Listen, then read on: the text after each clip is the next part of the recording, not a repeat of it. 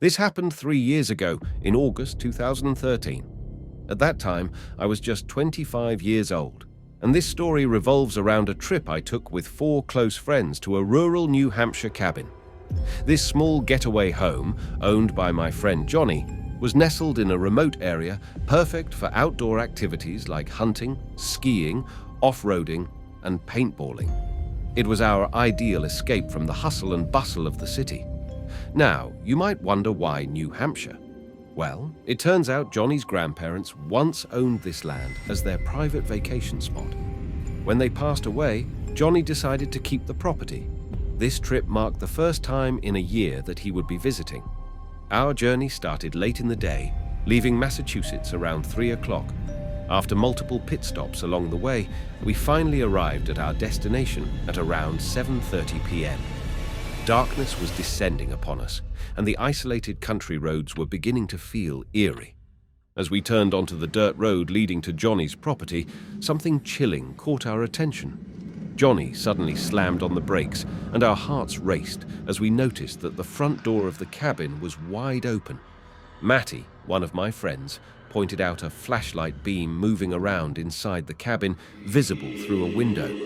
We were all on edge, and Matty whispered, "Dude, we've got to get out of here." What Johnny did next surprised us all. Instead of driving away, he revved the engine, pulled up to the cabin, and honked the horn for a solid 10 seconds. The interior lights of the cabin abruptly went dark, leaving nothing but an ominous silhouette with an open front door. Johnny, showing unexpected bravery, declared, "All right, let's go." He exited the car, ready to confront whoever was inside. The rest of us followed suit. We rushed up to the front porch, our hearts pounding. Johnny barged into the cabin, brandishing a flashlight and yelling loudly. I followed him inside, as did the others, our phone flashlights, our only sources of light, as the electricity hadn't been turned on yet.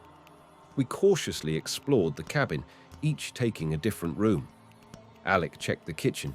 Amir investigated a small bedroom and bathroom, while I ventured towards the master bedroom at the end of the house. It appeared empty, but I hesitated to open the closet doors, my imagination running wild. Just then, we heard Matty and Johnny's panicked screams from the basement. Simultaneously, the sliding closet door in front of me was flung open with force, and someone lunged out, grabbing me and restraining me. My friends rushed downstairs, freed me, and the intruder escaped.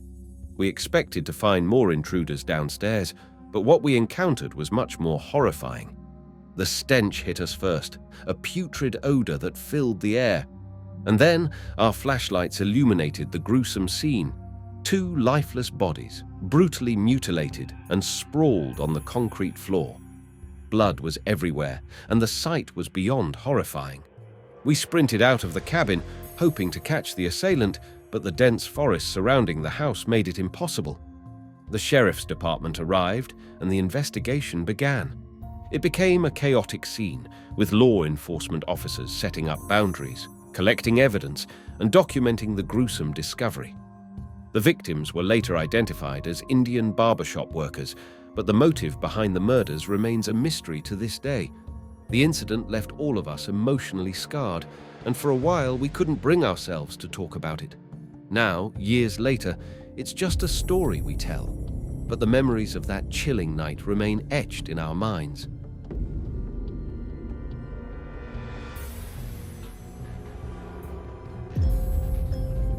When I was just 13 years old, I started babysitting to earn some extra money for my indulgent teenage desires, like buying Fall Out Boy CDs and other cringe-worthy things.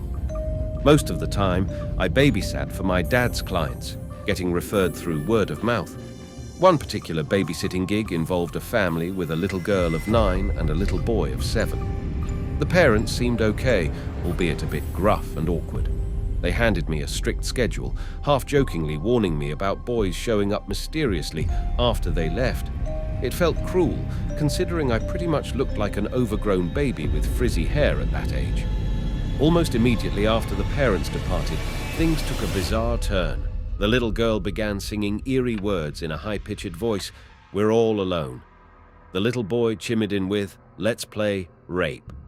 Looking back, I understand that the boy probably heard the term on TV, knew it was shocking, and said it for a reaction.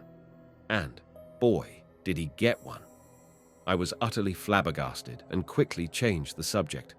For the next hour, these kids kept me on edge. I refused to let them watch South Park on TV, since their parents didn't seem like the type to allow such a show for their 7- and 9-year-olds. The little girl casually suggested, "That's fine, we'll just go play PlayStation in the family room." I agreed, but I had a feeling I knew where that was headed. I allowed them to watch any other show in the living room while I prepared dinner. Their parents had instructed me to make sandwiches, which was easy enough. While they had chicken, I made a simple salad for myself. As I was finishing up, I heard a loud crash. The little girl had broken a glass. Annoyed but unable to punish her, I cleaned it up, and the two incredibly strange kids watched with wide eyes as I disposed of the broken glass. Returning to the kitchen, I discovered that neither of them had taken a single bite of their sandwiches. When I asked what they were waiting for, they replied with chilling smiles, "For you to take a bite of yours." Something in me sensed danger, and I'm grateful that I had the intuition to open the top part of my sandwich. To my horror, I found broken glass inside, the same glass I had thrown in the trash. I stared at the kids, who were now grinning menacingly. I lost my composure, yelling at them for their reckless act. Instead of reacting with remorse or apology, they began to laugh, but it wasn't the innocent laughter of children. Back in the late 80s, when my parents were in their mid-20s, they had a harrowing camping experience in beautiful California. They arrived at the campsite quite late, and things took an unsettling turn. Picture this. My mom was sitting on a log, and my dad was busy unpacking the truck. In the quiet night, my mom suddenly heard footsteps around the campsite. She discreetly whispered to my dad about the strange sounds, and they decided to leave the area just to be safe. They drove about 3 miles down the road, keeping their headlights off to avoid being followed. Once they felt safe, they set up camp and relaxed with some drinks while listening to a boxing match on the radio. They eventually settled in for the night. Now, what happened next is eerie. While they can't be certain it's connected to the earlier events, they strongly believe it is. My dad was sound asleep, but my mum was in that half-awake, half-asleep state. Suddenly, she heard footsteps outside their tent, which jolted her awake. She tried to wake my dad, but he was deeply asleep. She listened intently for what felt like hours, when suddenly she heard a chilling voice saying, "Here I am. I'm going to kill you."